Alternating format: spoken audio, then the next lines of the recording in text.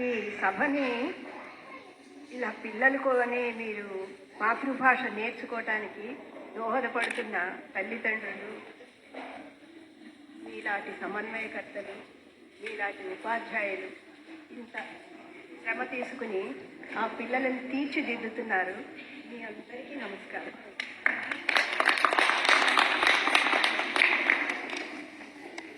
పిల్లలు మంచి దారిలో నడవాలి అంటే పెద్దవాళ్ళ గైడెన్స్ తప్పకుండా కావాలి. అందులో దేశం కాని దేశంలో ఇంత మీ బిజీ షెడ్యూల్లో కూడా అందరూ ఉద్యోగాలు చేసుకుంటున్నారు. ఇక్కడ ఎవరి పని వాళ్ళు కూడా దొరకరు, ఎవరి పనులు వాళ్ళే చేసుకోవాలి. ఇక్కడ పద్ధతులకు అలవాటు పడాలి. మన పిల్లలు ఎప్పుడు మార్కులు, ర్యాంకులు వీటిల్లోనే ఎక్కువ ఆలోచనలు వెళుతూ ఉంటాయి తల్లిదండ్రులకి. కానీ భాష, మాతృభాష అనేది ఎంత ఇంపార్టెంటో ఈ విషయంలో మీరు చూపిస్తున్నారు. మన దేశంలో కంటే, మన రాష్ట్రంలో కంటే, మన హైదరాబాదు ప్రాంతాల్లో కంటే కూడా నేను ఇక్కడ చాలా యాక్టివిటీ, చైతన్యం చూస్తున్నాను. చాలా సంతోషంగా ఉంది. ఇలాంటి సభలో అసలు చూసినందుకు, పార్టిసిపేట్ చేసినందుకు కూడా నేను చాలా ఆనందిస్తున్నాను. నాకు తెలిసిన 2 మాటలు చెప్దాం అనుకుంటున్నాను. ముఖ్యంగా మీకు తెలుసు, నేను కెమిస్ట్రీ లెక్చరర్, రిటైర్ అయిన దాన్ని. ఎక్కువ సైన్స్ రిలేటెడ్ టాపిక్సే మాట్లాడుతూ ఉండేదాన్ని. తెలుగు మీద నాకు అంత గ్రిప్ ఉండేది కాదు. కానీ తెలుగు భాష మీద అభిమానం కొద్దీ నేను చదువుకుంటూ ఉండేదాన్ని. కాకపోతే ఒక 2 మాటలు ఎట్లాగంటే, ఫస్ట్ ఈ పద్యంతో మొదలు పెడదామని. నారాయణ స్తోత్రం. సభ నారాయణ స్వరూపమైన సభ, సరస్వతి స్వరూపమైన సభ నారాయణ స్వరూపంగా భావిస్తున్నాను. ఎందుకంటే గోదాదేవి ఈరోజు కళ్యాణం, ధనుర్మాసం. నరసింహాసనమై నభంబుగొడుగై తద్దేవతల్ భృచ్చులై పరమామ్నాయములెల్ల వందిగణమై బ్రహ్మాండమాకారమై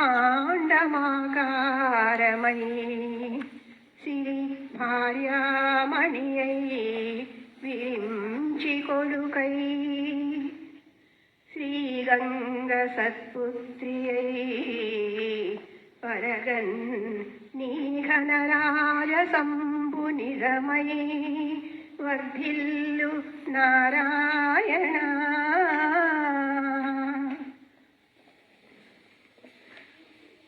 నారాయణుని లక్షణాలన్నీ మహాకవి పోతన ఈ పద్యంలో చాలా తేలిక పదాలలో మన కట్టెలతో సాక్షాత్కరింపజేశాడు అని నేను అనుకుంటూ ఉంటాను ఈ పద్యం చదివినప్పుడల్లా.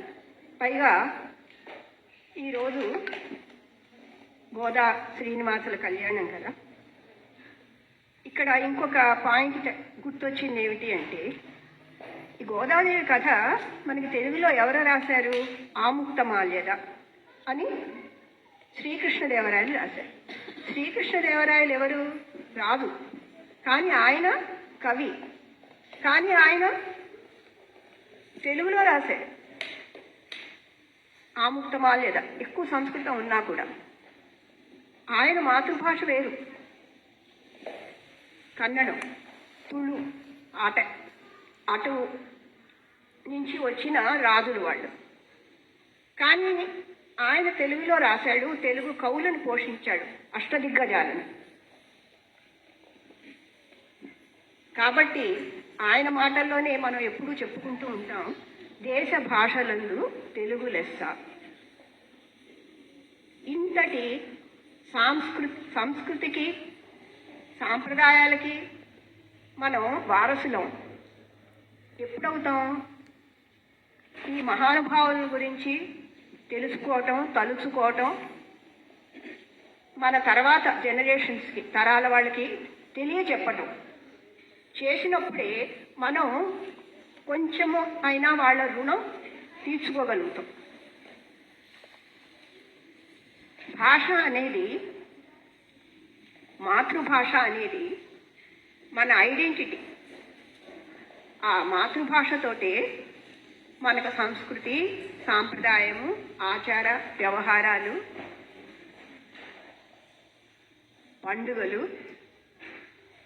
రీతి రివాజులు అన్నీ ముడిపడి ఉన్నాయి. ఒక చిన్న ఇన్సిడెంట్ చెప్తాను. నేను ఇటలీలో ఉన్నప్పుడు ఒకసారి మా అమ్మాయి ఏదో ఆఫీస్ పని మీద వెళ్తుంటే నన్ను కూడా తీసుకెళ్ళింది. ఉగాది వచ్చింది. ఉగాది వచ్చినప్పుడు మరీ ఎంత ఇటలీలో ఉన్నా మన పండగే కదా. అక్కడేమి మనకి ఎవరు అందుబాటులో ఉండేవాళ్ళు లేరు. మనం జరుపుకునే ప్రసక్తి బయట ఇక్కడ జరుపుకున్నట్టుగా అక్కడ కుదరదు. కానీ అందుకని చిన్న స్వీట్ నాకు అక్కడ చేతనైనంది రవ్వ లడ్డు చేసి మా అమ్మాయికి ఇచ్చి కాస్త మీ నలుగురికి చెప్పవేమ్మా, ఇది మన న్యూ ఇయర్ డే అని చెప్పి అన్నా. వాళ్ళకి ఇవన్నీ అవసరమా అంది. ఏమో పోనీ నీ ఇష్టం, ఆ మాట చెప్పకపోయినా లడ్డూలు మాత్రం పంచిపెట్టాను. సరే వాళ్ళు కొంచెం తటపటాయిస్తూనే అదేదో కొత్తగా ఉంది అని తీసుకున్నారు. కానీ బట్ తిన్నాక బాగానే ఉంది, బాగుంది అనుకున్నారు. ఎలా చేశారు అని ఇక దాని మీద డిస్కషన్ మొదలైంది. సో ఈవిడ ఎక్స్ప్లెయిన్ చేసింది మా అమ్మాయి ఎలా చేశారు. చేస్తే ప్రొసీజర్ చెప్పింది. అక్కడ వాళ్ళకి ఏంటంటే క్లారిఫికేషన్ కావాల్సి వచ్చింది. మనమేమో ఘీ, నెయ్యి అంటాం కదా, వాళ్ళకి ఆ కాన్సెప్ట్ తెలియట్లేదు. బటర్, క్లారిఫైడ్ బటర్ అంటే వాళ్ళకి అర్థం కావట్లేదు. బటర్తో ఇది చేస్తే ఈ టేస్ట్ రాదే అంటారు, మీ టేస్ట్ బాగుందే అంటారు. అది వాళ్ళకి అర్థమయ్యడానికి అర్థం కాదు. ఇంకా మనం చెప్పినా అనవసరం. అది వాళ్ళకి అవసరం లేదు. అడిగారు, బాగానే ఉంది, ఇంతవరకు అయింది డిస్కషన్. నాకు ఇప్పుడు ఇక్కడికి వస్తూ ఉంటే ఈ సంఘటన తోచింది. ఏంటంటే మన సంస్కృతి సాంప్రదాయాల గురించి మన మాతృభాషలో మన తల్లిదండ్రుల దగ్గర, మన బంధుమిత్రుల దగ్గర మనం నేర్చుకున్నట్టు ఎక్కడో మన ఆక్స్ఫర్డ్ డిక్షనరీకి వెళ్ళి ఇంగ్లీష్ డిక్షనరీలు వెతికి వేరే పరాయి దేశస్తుల ద్వారా తెలుసుకోవాలి అంటే ఇది కుదిరే పని కాదు. అలాగే ఇక్కడికి వస్తుంటే ఆవులు, ఈ ఆవులు చూసేసరికి ఆవులకి మనం ఎంత ఇంపార్టెన్స్ ఇస్తాము. గోమాత అంటాం మనం. ఆవు అనేది తల్లి లాంటిది. గోమాత, శ్రీమాత, గోమాత, భూమాత. అటువంటి ఆవుల గురించి వేరే దేశాల వాళ్ళు, వేరే మతాల వాళ్ళకి అర్థం కాదు మనం ఇచ్చే ఇంపార్టెన్స్. వినేవాళ్ళు ఉంటే చెప్తాం, అర్థం చేసుకోవాలి అంటే అర్థం చేయించడానికి మనం తయారుగానే ఉంటాం. కానీ అది కష్టం వాళ్ళకి ఆ కాన్సెప్ట్ అందటం. ఇటువంటివి మన పిల్లలు మిస్ అవ్వకూడదు. మన తల్లిదండ్రుల ద్వారా, మన తాత ముత్తాతల ద్వారా మనం నేర్చుకున్న విషయాలు మన ద్వారా మన తరువాత తరాలకు అందజేయాల్సిన బాధ్యత మన మీద ఉంది. దాన్ని మీరందరూ కూడా చాలా చక్కగా నిర్వర్తిస్తున్నారు. ఇక్కడ పండుగలన్నీ చక్కగా బాగా జరుపుకుంటారు, సాంప్రదాయాలన్నీ పాటిస్తున్నారు. పిల్లలు ఎక్కడ పరాయి దేశంలో ఉండి మిస్ అయ్యారు అని అనుకోకుండా ఎలా మీరందరూ మేనేజ్ చేస్తారో మీ టైం అయితే నాకు అర్థం కాదు.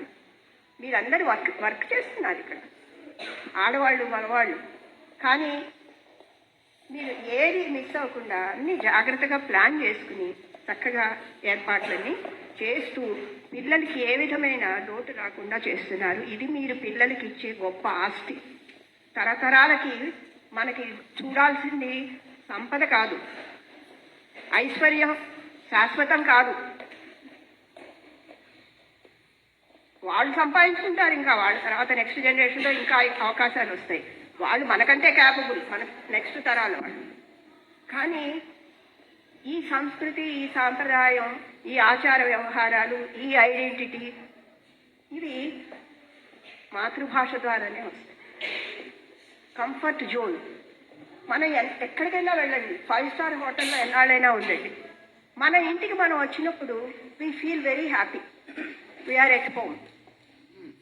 ఆ ఫీలింగ్ ఉంటుంది మనకి మన భాషలో, మన శాస్త్రాలలో. మనం వీటిని డైలీ ఇలాగే ఆచరిస్తూ ఉన్నప్పుడు పిల్లలకు కూడా అది ఆటోమేటిక్గా వచ్చేస్తాయి. ప్రత్యేకంగా క్లాస్ రూమ్లో కూర్చొని చెప్పడం కాదు, మనం డైలీ లైఫ్లో పేరెంట్స్ ఫాలో అవుతున్నప్పుడు పిల్లలు అవి చాలా తేలిగ్గా అందిపుచ్చుకుంటారు. నేను నా ఇంట్రెస్ట్ కొద్దీ ఎక్కువగా సైంటిస్ట్ బయోగ్రఫీస్ గురించి చెప్తూ ఉండేదాన్ని. వేరే స్కూళ్ళకి కాలేజీలకి వెళ్ళి మా మేనేజ్మెంట్ పర్మిషన్తో, వాళ్ళ ఎంకరేజ్మెంట్తో నాకు అది ఇష్టం, చెప్తూ ఉండేది. అలా స్కూల్లో కూడా వెళ్ళేదాన్ని. ఒక స్కూల్లో అడిగారు నన్ను, అమ్మ మాకు వీటి గురించి కాదు, రామాయణం గురించి చెప్పండి అని. అదేంటండి, తెలుగు స్కూల్లో నేనేదో సైంటిస్ట్ గురించి చెప్పడానికి వస్తే రామాయణం గురించి అడుగుతారేంటి అని నాకు అర్థం కాలేదు. రామాయణం అంటే మరి అందరికీ తెలిసిన కథే కదా, ఇందులో ప్రత్యేకంగా చెప్పాల్సింది ఏముంది అనిపించింది. కానీ ఆ ప్రిన్సిపాల్ ఒప్పుకోలేదు. మీరు హాఫ్ టైము మీకు కావాల్సింది చెప్పుకోండి, హాఫ్ టైం రామాయణం చెప్పండి అన్నారు. నాకైతే అర్థం కాలేదు. ఓకే సరే చూద్దాం అని చెప్పి ఒప్పుకున్నాను. ఎందుకంటే నాకు కూడా అవసరం ఉంది కదా చెప్పండి, నేను నా ఇష్టమైన చెప్పుకోవాలి కదా. దాంతో పిల్లలతో, వాళ్ళు 10-12 ఏళ్ళ పిల్లలు, రామాయణం స్టోరీ తెలుసా అని అడిగాను. వాళ్ళ లెవెల్కి వెళ్ళి చెప్పాలి మనం. అంత చిన్నపిల్లలతో నేను ఇటువరకు ఎప్పుడూ చెప్పలేదు. కాబట్టి ఇప్పుడు మీ వాళ్ళు ఎంత కష్టపడుతున్నారు, మీ ఉపాధ్యాయులు ఇంత వర్ణమాల దగ్గర నుంచి నేర్పిస్తూ పిల్లల్ని ఎంత పైకి తెస్తున్నారు. అసలు దానికి ఆ సర్వీస్కి మాటలు లేవు. భగవంతుడు ఆశీర్వాదాలు మీ అందరి మీద ఎల్లప్పుడూ ఉంటాయి. సరే, ఈ మాట చెప్పి ఇంకో దాంట్లో కూడా ఇంతకీ ఆ 10-12 ఏళ్ల పిల్లలు క్లాసులో కూర్చున్నప్పుడు రామాయణం తెలుసా అంటే తెలుసన్నారు. హీరో ఎవరు అని అడిగారు, రాముడు అన్నారు. హీరోయిన్ ఎవరు అని అడిగాను, రామాయణం, సీత అన్నారు. విలన్ ఎవరు అని అడిగాను, లక్ష్మణ అన్నారు. ఇంకో క్లాసులో ఇలాంటిదే అయింది. వాళ్ళు పాపం ఈసారి విలన్ ఎవరు అంటే రాముడు సీత కరెక్ట్, హీరో హీరోయిన్ వాళ్ళు దే రిమెంబర్. వాళ్ళ తర్వాత ఇంకో దాంట్లో ఎవరు చెప్పారంటే హనుమాన్ అని చెప్పారు విలన్. ఇంకా చూసుకోండి, నాకు బుర్ర తిరిగిపోయింది. నేను సైంటిస్ట్ల అన్నీ పక్కకు పెట్టేసి మనం చేయాల్సింది ఎంతో ఉంది, మనకు తెలుసు కదా అనుకుంటున్నాం. కానీ తర్వాత జనరేషన్స్లో గ్రాడ్యువల్గా పెద్దవాళ్ళు ఉండటం పోయింది, తర్వాత వాళ్ళతో మాటలు వినడం పోయింది, కథలు చెప్పడం అన్నీ తగ్గిపోయాయి. ఎవరికి వాళ్ళు బిజీ అయిపోయారు, ఇంపార్టెన్స్ పోయింది వీటన్నిటికీ. తర్వాత ఏ పరిస్థితికి వచ్చాము అంటే చాలా చాలా ఇబ్బందికరమైన పరిస్థితిలో ఉన్నాం అనిపించింది. అందుకని నేను ఆ పిల్లలకి చెబుతూ నెక్స్ట్ ఇయర్ వెళ్ళి అడిగితే అప్పటికప్పుడు కాస్త విన్నారు, వాళ్ళకి అన్నీ బాగున్నాయి, ఇంట్రెస్టింగ్గా చేశారు. మళ్ళీ నేను నెక్స్ట్ ఇయర్ క్వశ్చన్స్ అడిగితే దే కాంట్ రిమెంబర్. సో వాళ్ళ కోసం మళ్ళీ నేను తెలుగులో రాసి రామాయణం ఎందుకు, వాళ్ళకి ఒక మెటీరియల్ ఇవ్వాలి చదువుకోవడానికి. కథ చెప్పేసి వెళ్ళిపోతే సరిపోయిందా? వాళ్ళ తర్వాత దాన్ని అందుపుచ్చుకునే వాళ్ళు లేరు, చెప్పేవాళ్ళు లేరు. ఆ పిల్లల నీడ్ అలా ఉంది. జెడ్పీ స్కూల్స్లో ఎక్కువగా వెళ్ళేదాన్ని. సో వాళ్ళకి నేను రాసి ప్రింట్అవుట్స్ తీసుకుని అందరికీ డిస్ట్రిబ్యూట్ చేసి నా ప్రయత్నం నేను చేశాను. అట్లాంటి పరిస్థితుల నుంచి ఇప్పుడు నేను ఇక్కడ మిమ్మల్ని అందరినీ చూస్తుంటే మీరు ఎంత బాగా మెయింటైన్ చేస్తున్నారో కెన్ సీ ద డిఫరెన్స్. అందుకని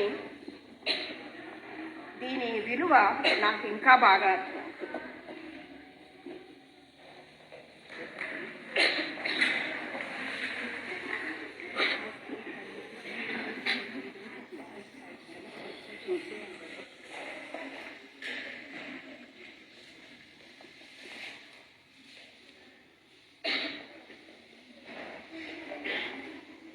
తర్వాత ఎప్పుడో నా చిన్నప్పుడు నాకు మళ్ళీ గుర్తు, ఇవన్నీ తర్వాత గుర్తొచ్చాయి. రిటైర్ అయిపోయాక నేను దీంట్లోకి వచ్చాను. ఎవరో అడిగారనమాట, క్రిస్టియన్స్.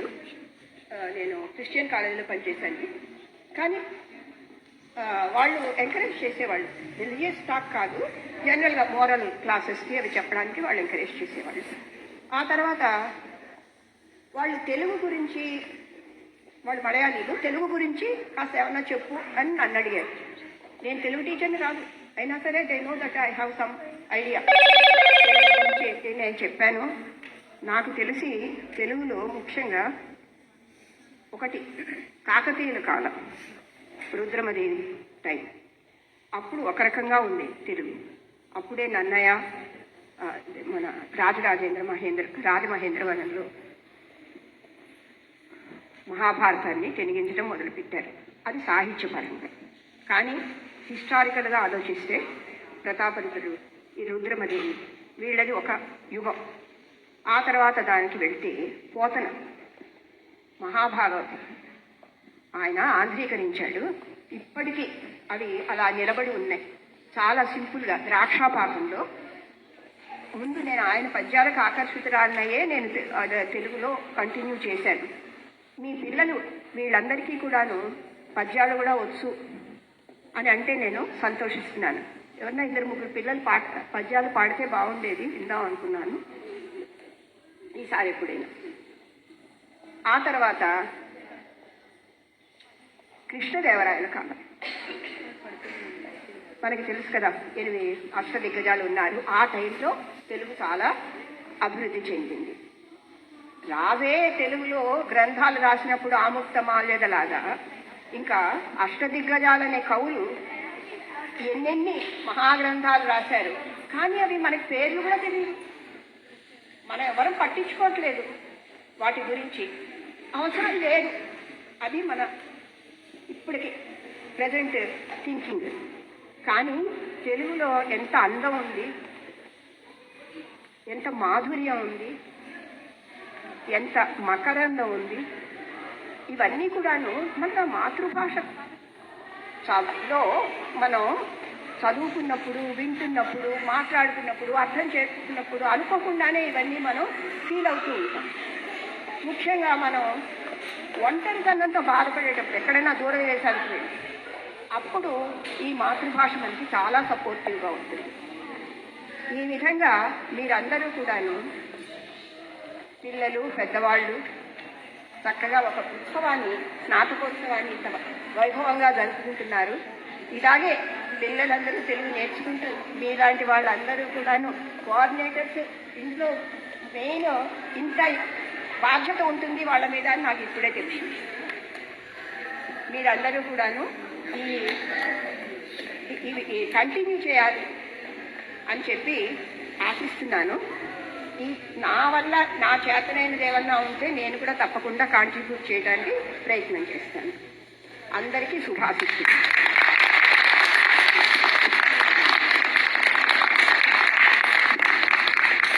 అమ్మ, ఓపిక మీ అనుభవాన్ని పంచుకున్నందుకు